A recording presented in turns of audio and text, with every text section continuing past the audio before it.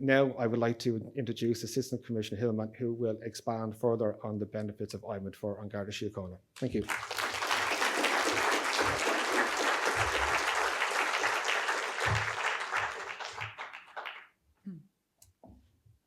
Thank you, and thank you, Paddy. I'm certainly glad it didn't crash when I stood up. I'm of a vintage when I joined the police.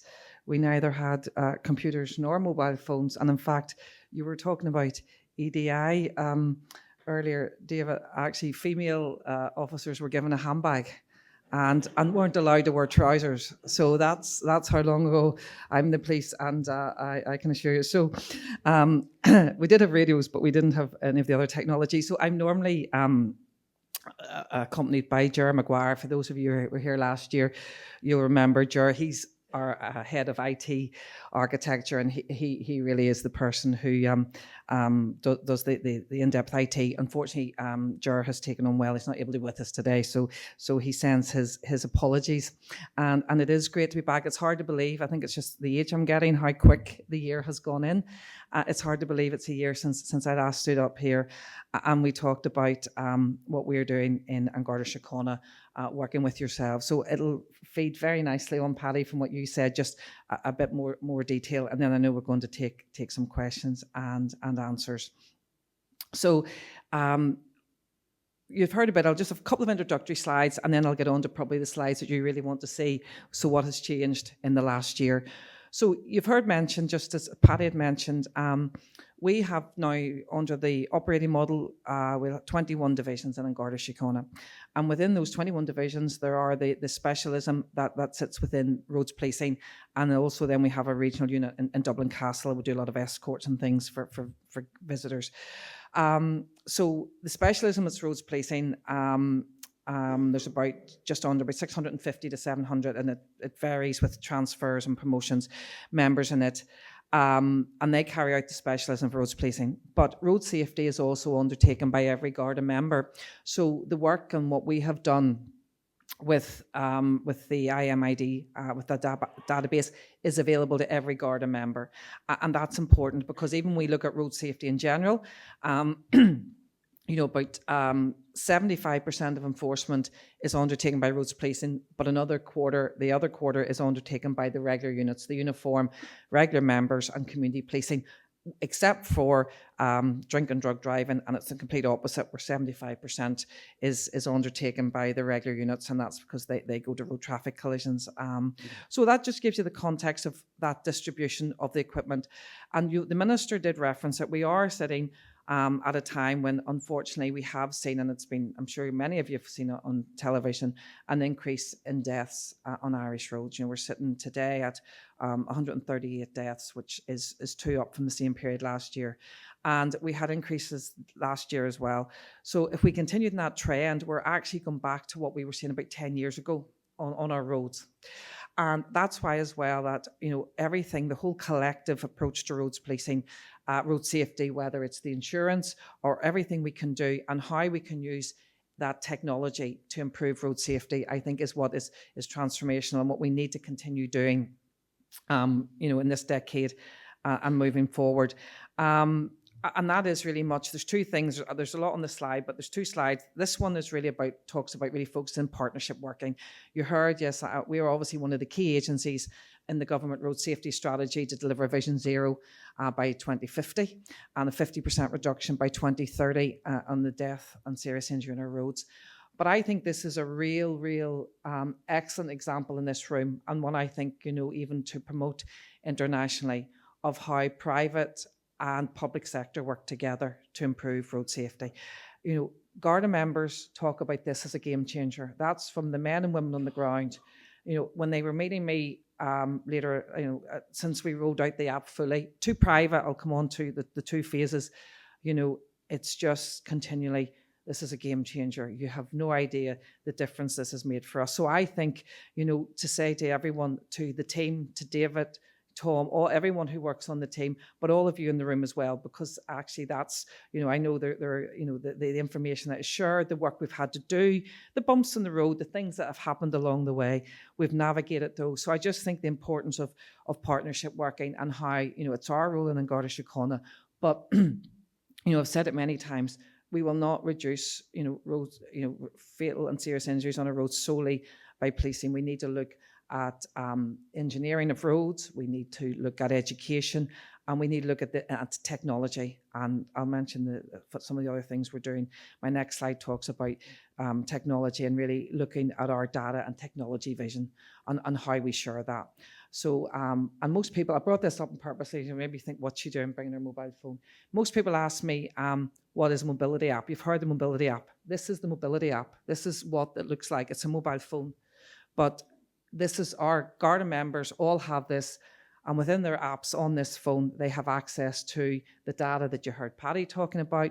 They've access to some data from transport that, we're looking to work with other partners to really enhance the access we have to that data, because that is what the game changer is.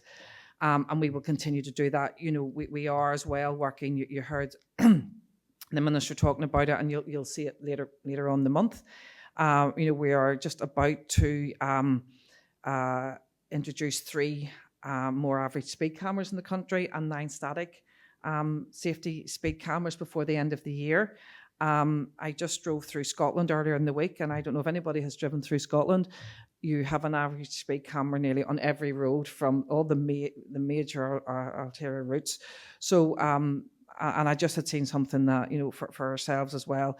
We have picked the locations. I actually read something. I was actually reading about, it was one of the most dangerous roads in Northern Ireland. We're talking about the A5, but how it connects to the N2. And this article talked about how the N2 was one of our most dangerous roads, and that's where the one of the 3 average speeds cameras is going, the N2, the N3, and N5. So we have used data and technology to inform decision making, and I think that's the thing we wanted to just to highlight today, that everything we do is data-based, it's digitally enabled, but also using information to make the right decisions. So, unfortunately, we know, over a third of people who have died on a road this year are under 25. So what can we do collectively in terms of education? Is there something the insurance industry can help as well with that? You see black boxes, for young drivers. Is there other things we can do?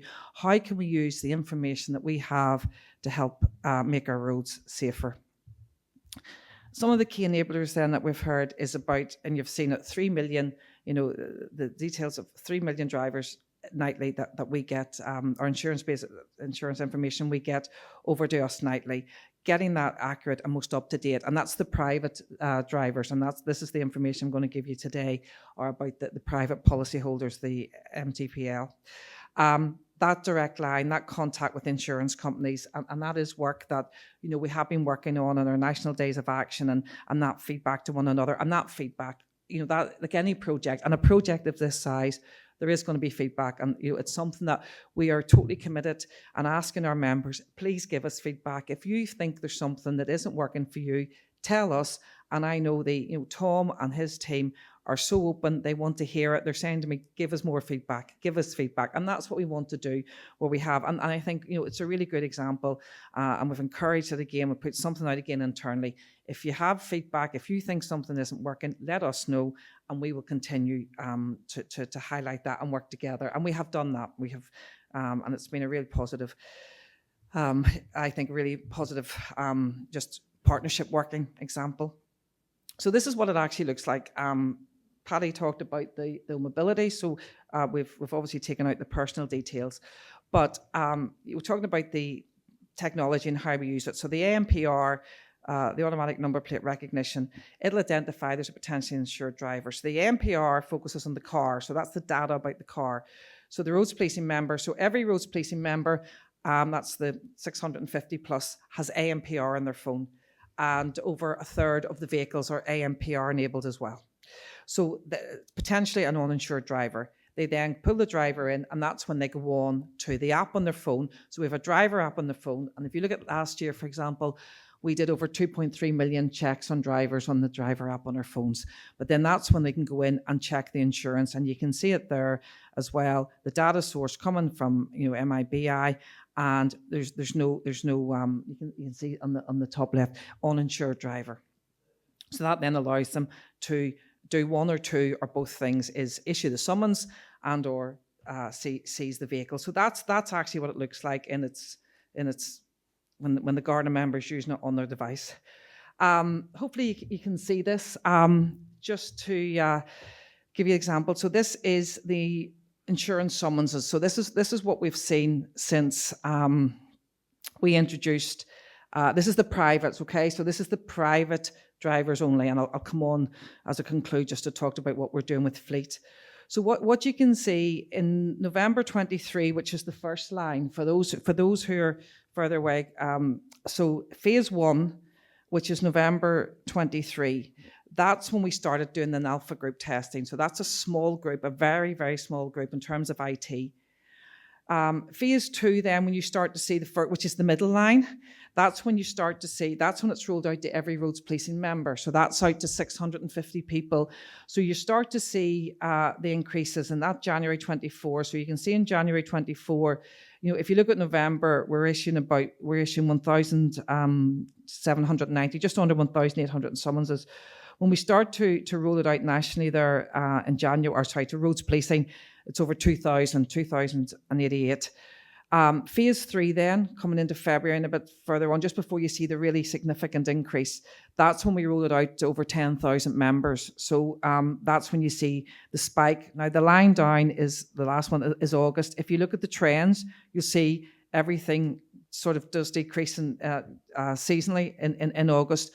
But if you look at that line really from the start of the year and look at the increase in detections, we're averaging over 2,200 issuing summonses for over 2,200 drivers who are driving without insurance. So I think that graph speaks for itself. And these are the private drivers only at this stage. The next graph then is those cars that are seized. These are our vehicle detentions where we seize the vehicle. And not every detection, the same as insurance or driving unaccompanied, not every case the vehicle will be seized. So in these cases, these are the vehicle seizures. And again, I think you see the significant increase. You see from we're doing our alpha testing in November through to the rollout to roads policing, where it starts to increase full rollout across the organisation.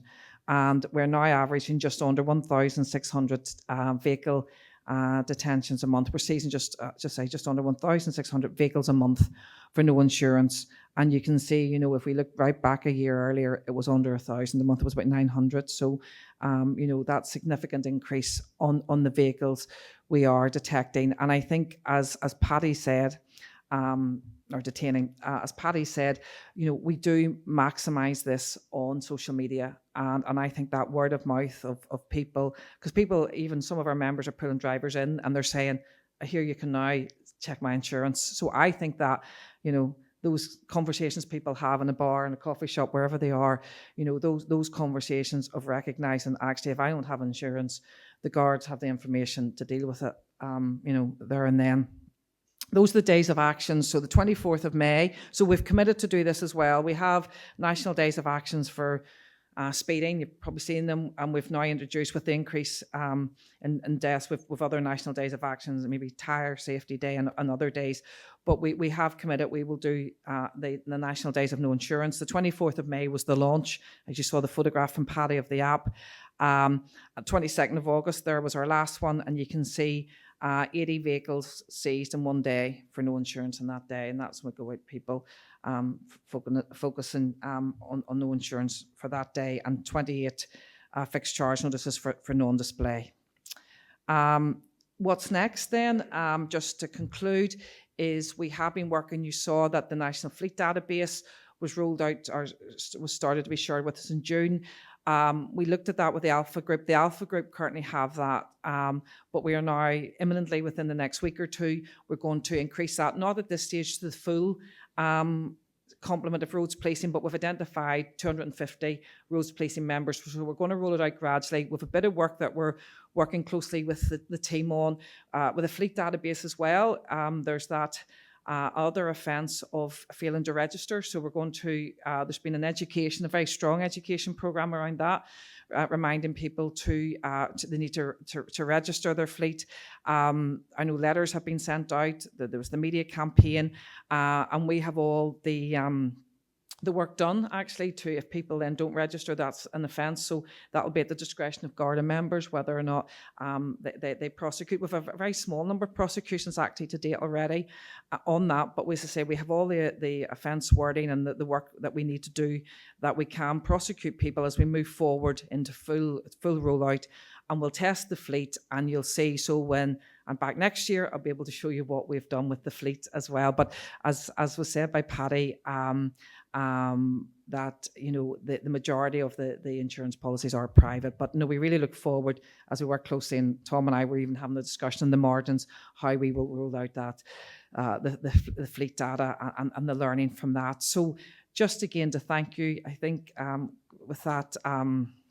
What a few other speakers have said, there's a lot we've done. We've a little more still to do with the fleet, and we'll be able to talk to you about that next year. But really, that's our summary. And again, just to thank you. This is a game changer. Garda members think this is a game changer for them, and you have really, really enabled that and really contributed, I think, to road safety, because we know some people who drive without insurance may be committing other road safety offences as well. So listen, thank you very much indeed. Thank you.